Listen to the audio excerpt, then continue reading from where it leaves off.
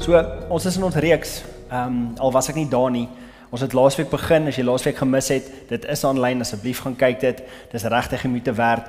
Ek wil net vir ons 'n skrifgedeelte lees, Jesaja 9 vers 5, en dis hierdie mooi belofte van Kersfees, dis die vers wat ons onthou, en ons sien so uit elke jaar, en ons lees hom seker die meeste.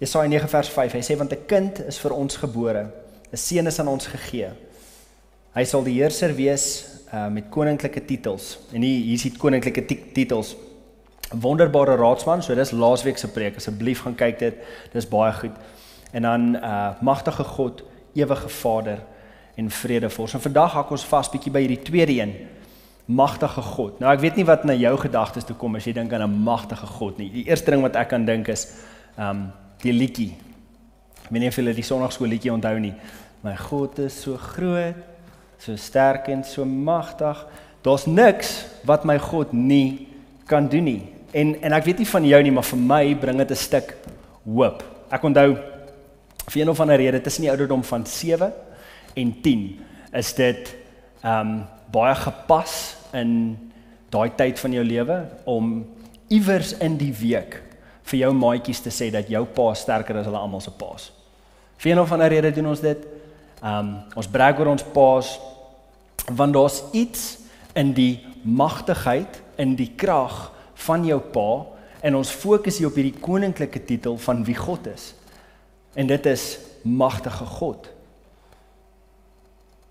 En soos ek sê, die eerste ding wat by my opkom, is dat as ek dan in 'n verhouding staan met 'n magtige God, die een ding wat dit kweek in my hart, is hoop.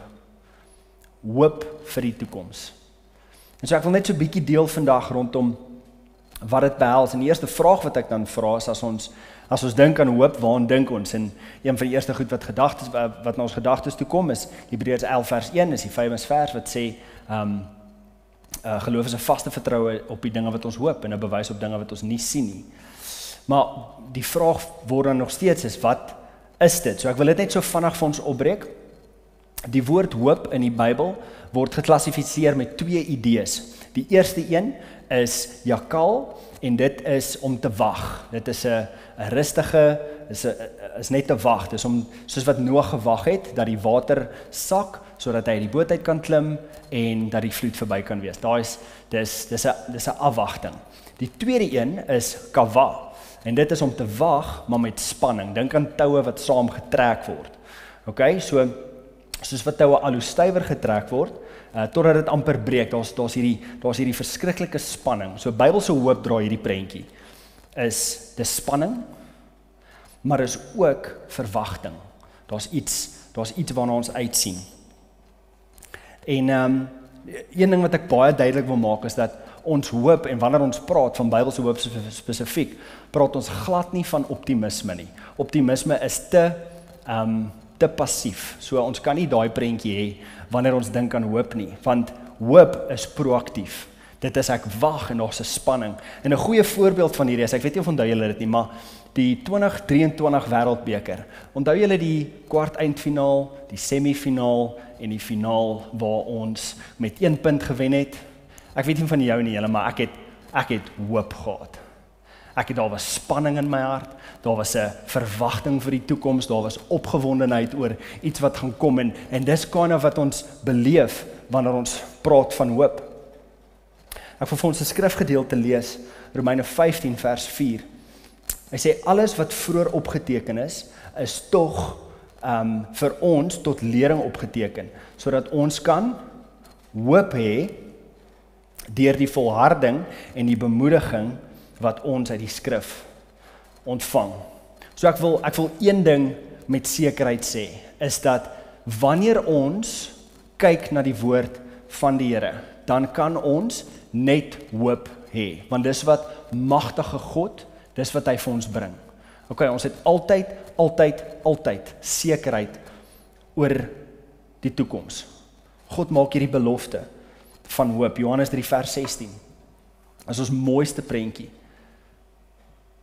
God kom, en hy kom gee sy seun, want so lief het God die wêreld gehad, dat hy sy enigste seun gegee het, sodat elkeen wat aan hom glo, nie verlore mag gaan nie, maar die ewige lewe kan hê, hoop kan hê vir 'n toekoms.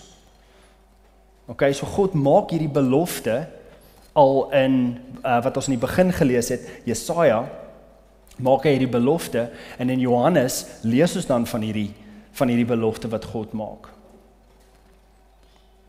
En wat ons moet onthou vandag, en wat baie belangrik is dat ons hoop, ons magtige God, is vasgevang in die persoon van Jesus. Jesus kom, en hy in persoon kom lewe hierdie koninklike titel, magtige God, kom lewe hy uit. En dis vir ons hoop lê. Okay, en ons weet dit, ons lees dit in Johannes 1, vers 1 tot 4, in die begin was die woord, en hy praat van Jesus hierso. In die begin was die woord, en die woord was by God, en die woord was God. Hy was in die begin by God. Alles het deur hom ontstaan. Sonder hom het selfs nie een ding wat bestaan ontstaan nie. In hom was lewe, en die lewe was die lig vir die mense gewees. Ek weet nie van jou nie, maar ek kan nie help om hierdie te lees, en dan te dink aan die toekoms, en dan vrees in my hart te hê nie. Ek kan nie in 'n verhouding met God staan, hom ken, en nie hoop hê vir die toekoms. Dink aan 'n dag waar alles wat ons deurgaan in hierdie lewe gaan tot 'n einde kom nie. Daar's hoop, daar's regtig hoop vir ons toekoms. Maar ons beleef dit nie noodwendig nie. Ons staan op in die oggend, ons is kwaad vir wat laasweek gebeur het, ons is nervous vir hierdie week wat voor lê, en so die realiteit is dat daar's te veel goed in ons lewe, dag tot dag, wat maak dat ons lewe sonder hoop. En dit maak dit moeilik, want God skets hierdie prentjie dat ons sekerheid kan hê. Verstaan, Jesus het die belofte gemaak dat in hierdie lewe sal jy moeilike goed deurgaan, maar moenie bekommer nie, want ek het die wêreld oorwin. Jesus maak daai belofte. Maar ek wil vir jou sê dat ten spyte van die tyd waarin ons lewe, ten spyte van alles wat aangaan, hoe goed of hoe sleg dit in jou besigheid mag gaan, of in jou verhoudings mag gaan, of jou finansies, of hoe ook al, dat ons kan lewe met hoop. Okay, en ek het 3 goed, as jy hierdie 3 goed doen, ek is doodseker, daar gaan 'n excitement wees, dit gaan beter gaan in jou verhoudings, in jou besigheid, en in alles, so ek gaan dit net vinnig vir ons deurgaan, en ons net herinner hoekom dit belangrik is. Die nommer 1 ding, is byt vas. Okay, ek weet nie of jy dit al geleer het in jou lewe nie, maar meeste goed in jou lewe, as jy net vasbyt, iewers draai daai seisoen. As dit sleg gaan, iewers draai daai seisoen. Dan gaan dit beter. As dit goed gaan, iewers draai daai seisoen. Okay? En so dit verander te veel, maar die konstante ding waaraan ons vashou hierso, is God. Die sekerheid van dat hy is wie hy sê hy is, hy drop ons nie, ons hoef nie te worry oor enige iets wat in hierdie wêreld aangaan nie. In Romeine 5, vers 3 en 4 lees ons beroem ons ook op ons verdrukking. Wanneer dit swaar gaan, dis waar ek brag, want dan weet ek. En hy gaan aan om te sê, omdat ons weet, verdrukking bewerkstellig volharding. Byt vas julle, byt net vas, en volharding lei tot betroubaarheid, en betroubaarheid lei tot hoop. Ons moet hierdie snap julle, want ek dink die wêreld, as ons nie vashou aan hierdie waarhede nie, gaan die wêreld jou hoop by jou steel. En jou hoop is in een persoon, en dis Jesus, en ons kan dit nie mis nie. Ons kan dit nie mis nie. Nommer 2 is af en toe, kyk net bietjie terug. Okay, nou met dit sê ek ook nou nie ons lewe in die verlede nie, ons hou nie daarvan nie, dis nie 'n goeie idee nie, ons weet dat mense wat in die verlede leef, jy weet, kan nie goed laat gaan nie. Kom ek verduidelik vir julle wat ek bedoel. Ek het in 2018 was ek bevoorreg geweest om 'n relatiewe traveling te kon doen met baie min geld, en as ek terugdink aan daai tyd, was ek nie veronderstel om dit te kon bekostig nie. Okay, en nou dink ek terug, nou kyk ek terug na hierdie tyd, en ek onthou dat die Here was my voorsiener in daai tyd. Okay, so ek vandag lewe ek in 'n spasie waar ek seker is oor God se voorsiening vir my lewe. En hy voorsien vandag nog vir my in miraculous ways. Wat ek bedoel wanneer ek sê kyk terug, is onthou net die tye wat die Here vir jou goed was. Psalm 77 vers 12 en 13 is hierdie mooi gebed. Here, ek onthou wat U gedoen het. Ja, ek onthou U wonderlike dade van destyds. U dade bly in my gedagtes. Al U werke wil ek bepeins. Ek wil net dink daaroor. Ek wil net konstant onthou dat U goed is en dat U goedheid nooit verander nie en dat U karakter nooit sal wankel nie, dat die ongeag wat aangaan rondom my, hoe chaos dit ook al mag voel, my hoop is in die feit dat God is wie hy sê hy is en dis waarna ek vashou. Die derde ding is, lees jou Bybel. En ek het nou het ek so vinnig daaroor gepraat, Romeine 15, wat hy sê alles wat vroeër opgeteken is tog vir ons lering opgeteken, sodat ons hoop kan hê en deur volharding en bemoediging wat ons uit die skrif uit ontvang. Dit is, daar is nie twyfel wat ons kan beleef wanneer ons na die wêreld rondom ons kyk en ons maak die woord van die Here die filter, die lens waardeur ons kyk na die wêreld nie.